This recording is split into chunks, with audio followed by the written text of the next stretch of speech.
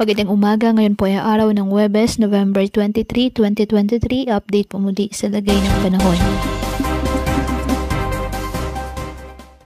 Sa kasalukuyan, wala pong bagyo na minomonitor sa loob at labas ng ating PAR na maaaring makaapekto sa ating bansa. Pero patuloy po na uulanin ang ilang bahagi ng ating bansa, kabilang na ang mga probinsyang naapektuhan ng matinding pagbaha nitong mga nakalipas na araw. Ito po ay dahil sa shear line at hanging amihan, ganun din po ng mga localized thunderstorms. Ang shear line po ay nabubuo sa pagsasalubong ng mainit at malamig na hangin. Dala nito ang makakapal na ulap kaya magdudulot ng mga maulang panahon. Apektado ngayon ng shear line ang eastern section ng southern Luzon, habang nakakaapekto naman ang amihan o northeast monsoon sa nalalabing bahagi ng Luzon. Wala rin pong low pressure area sa loob po ng ating PAR na maaring makaapekto sa lagay ng ating panahon.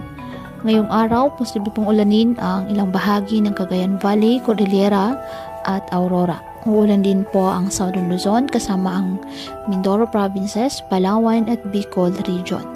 Malalakas po na ulan ang inaasahan sa ilang lugar, kaya maging alerto pa rin po sa mga posibleng pagbaha o pagguho ng lupa. Sa mga taga Visayas, uulan din po ng posibleng malakas na ulan sa Western Visayas, kabilang na po ang Panay Island at Negros Provinces. Uulan din po ang Central Visayas, pati na po ang Samar at Leyte Provinces. Halos buong araw naman ang ulan sa malaking bahagi ng Mindanao.